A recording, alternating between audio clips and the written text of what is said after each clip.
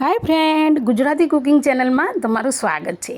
આજે આપણે કંઈક અલગ નવું લાવ્યા છીએ અને આમાં અડધી રેસીપી તો આપણા દરેક ગુજરાતી બહેનોને આવડતી જ હોય છે।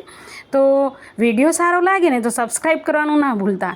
અને આ રેસીપી છે ને ઢોસાને પણ ટક્કર મારે છે ને બનવામાં ફક્ત 15 મિનિટની અંદર બની જાય છે અને એકદમ પહેલેથી નથી પલાળવું પડતું, નથી ક્રશ કરવું પડતું, કંઈ જ નહીં, બસ ઘરમાં પડેલા લોટમાંથી જ આ બની જાય છે। અને આ રેસીપી બનાવવામાં સરળ અને ટેસ્ટમાં ખૂબ જ સારી અને પેટ ભરીને જમાય એવી રેસીપી છે। તો આ રેસીપી બનાવતી વખતે 3 સ્ટેપ ફોલો કરવાના છે। એ 3 સ્ટેપ ફોલો કરી લીધા ને તો સમજી લેવાનું કે આ રેસીપી તમારે વારે વારે બનાવવી પડશે અને તમારા ઘરના બહુ જ ફરમાઈશ કરશે। તો ચલો બનાવવાની શરૂઆત કરીએ।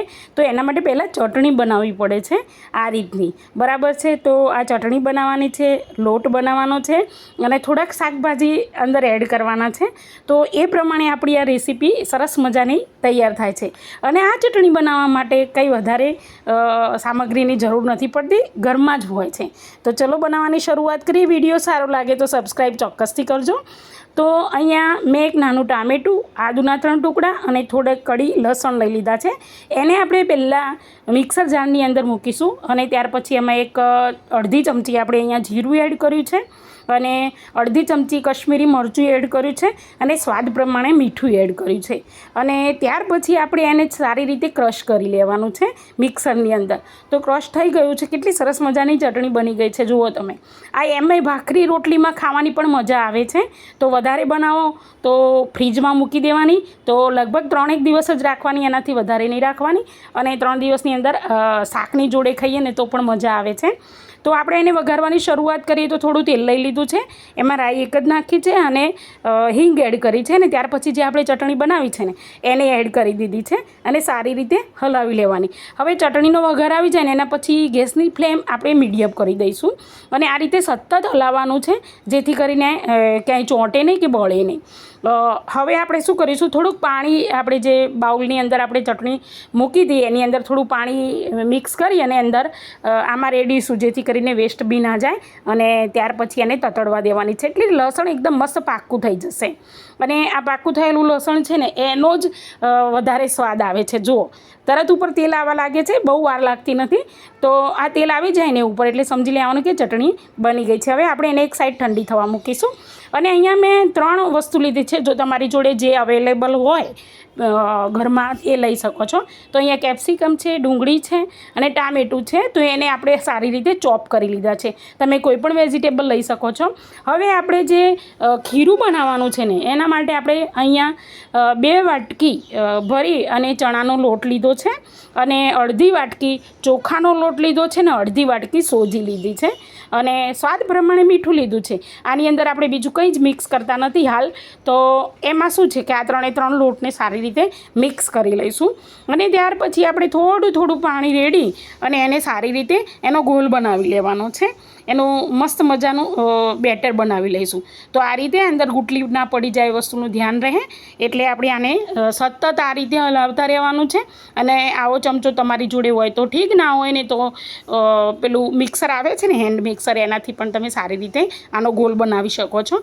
તો આ રીતે બધો સરસ ધીમે ધીમે પાણી રેડતા જઈશું અને બનાવતા જઈશું। તો આવી સ્લરી જેવું બનાવી દેવાનું છે, એકદમ ઘાટું પણ નહીં અને એકદમ પાતળું પણ નહીં, બસ ચમચાની અંદર જો હું તમને ટેસ્ટ કરીને બતાવું, પાછળ આ રીતની લેયર આવી જાય ને ત્યાં સુધી આપણે એને આ રીતનું બેટર બનાવીશું। તો વારે ઘડીએ એને હલાવીશું નહીં, હવે એને ઢાંકી અને આપણે શાંતિથી એને સેટ થવા મૂકી દઈશું। હવે અહીંયા છે ને આપણે નોનસ્ટિક તવો લીધો છે, ઢોસાનો આવે છે, અને એની ઉપર થોડું તેલ લગાવી દેવાનું છે અને ગેસની ફ્લેમ થોડી ફાસ્ટ રાખીશું જેથી કરીને ફટાફટ તવી ગરમ થઈ જાય અને ત્યાર પછી થોડું પાણી એડ કરીશું। હવે ગેસની ફ્લેમ થોડી ધીમી કરી લેવાની છે અને આપણે કોટનના કપડાથી સારી રીતે એને લૂછી લઈશું જેથી કરીને એકદમ તવી મસ્ત બની જશે અને પુડલો ઉતરવામાં વાર નહીં લાગે, કોઈ તકલીફ નહીં પડે। તો આને આપણે સારી રીતે આ રીતે પાથરી દેવાનો છે, મસ્ત મજાનો આપણે ઢોસા જેવી રીતે બનાવીએ એ રીતે આપણે આને કરી લઈશું. અને આજુબાજુ તેલ રેડી લેવાનું છે થોડું. અને ત્યાર પછી આ રીતે ઉપરથી ડ્રાય થઈ જાય છે ને એના પછી હવે બનાવવાની શરૂઆત કરીએ છીએ આપણે. તો આપણે જે ચટણી બનાવી હતી એ હવે ઠંડી થઈ ગઈ છે. તો આની ઉપર છે ને મસ્ત મજાની લગાવી દેવાની છે. તો આ રીતે સરસ મજાની ચટણી તમારા ઘરમાં જે રીતે સ્પાઇસી ખાતું હોય એ પ્રમાણે વધારે પણ લગાવી શકો છો. અહીંયા મેં મીડિયમ લગાવી છે. હવે આપણે જે સ્ટફિંગ તૈયાર કર્યું છે કે જે ડુંગળી છે, ટામેટાં છે, કેપ્સિકમ છે, તો આને સારી રીતે આપણે છે ને અહીંયા જેવી રીતે કે પીઝાની અંદર ગોઠવે છે ને એ રીતે આપણે ગોઠવી દેવાનું છે. અને આ બધી પ્રોસેસ કરતી વખતે ગેસની ફ્લેમ ધીમી જ રાખીશું આપણે.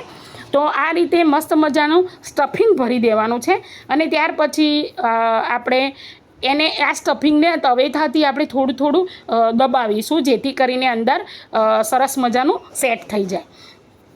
તો તવેથાથી આ રીતે સ્લો હાથ રાખી અને આપણે આ રીતે દબાવવાનું છે જેથી કરીને અંદર મસ્ત ચટણીવાળું સરસ મજાનું સ્ટફિંગ થઈ જાય. અને ત્યાર પછી આપણે જે ક્યુબ આવે છે ચીઝની એ ક્યુબ મેં અહીંયા લીધી છે. એ ક્યુબને આપણે સારી રીતે ઉપર છીણી લેવાની છે જેથી કરીને આપણી જે શાકભાજી છે ને એને પણ સારો એવો મોડ મળી જાય અને સારી રીતે ચીઝના લીધે ચોંટી જાય અને મસ્ત મજાનો આ સ્ટફિંગવાળો સરસ પુડલો બનીને તૈયાર છે. તો તમને મારી રેસીપી કેવી લાગી પ્લીઝ ચોક્કસથી જણાવજો અને કોમેન્ટમાં કહેજો કે તમને કેવી લાગી છે. અને સબસ્ક્રાઈબ કરવાનું ના ભૂલતા. આટલા સરસ વિડીયો બનાવું છું કોઈ સબસ્ક્રાઈબ નથી કરતું એવું કેમ? પ્લીઝ સબસ્ક્રાઈબ કરો. તો આવી અવનવી વાનગીઓ તમને જોવા મળશે. હવે તમે જુઓ એકદમ આસાનીથી પુડલો છે ને આજુબાજુથી નીકળી જાય છે. જોવું પછી આને આપણે આ રીતે સરસ મજાનો જેવી રીતે કે આપણે ઢોસો વાળીએ છીએ ને એવી રીતે મસ્ત રીતે આપણે એને વાળી લેવાનો છે. તો આ રીતે બધા પુડલા આપણે ધીમે ધીમે ઉતારી લેવાના છે. અને ગરમ ગરમ ખાશો તો બહુ જ મસ્ત આવશે. જો મેં બીજો પુડલો પણ તમને વાળીને બતાવું તો આ રીતે મસ્ત મજાનો વાળી અને સરસ મજાનો બની ગયો છે જો બીજો પુડલો પણ. તો આ રીતે ચોક્કસથી તમે બનાવજો અને મને કહેજો કે તમને મારી રેસીપી કેવી લાગી. હવે આ પુડલો છે ને આપણે જે ચટણી બનાવી છે ને લાલ એની જોડે પણ બેસ્ટ લાગે છે. તો લગભગ અમારા ફેમિલીમાં તો બધાએ એની જોડે જ ખાધી છે અને બધાએ બહુ ફરમાઈશ કરી કે હવે આ પુડલા બનાવવાના ને ચટણી થોડી વધારે બનાવી. સાચું કહું તો ચટણી થોડી ઓછી પડી હતી. હવે છોકરાઓને ખાવાનું હોય ને તો આ રીતે પીઝા કટરથી આપણે કટ કરી લેવાનું અને ત્યાર પછી એની ઉપર આપણે સર્વ કરી લઈશું. તો ફરીથી મળીશું આવતા વિડીયોમાં. ત્યાં સુધી રજા લઉં છું. બાય.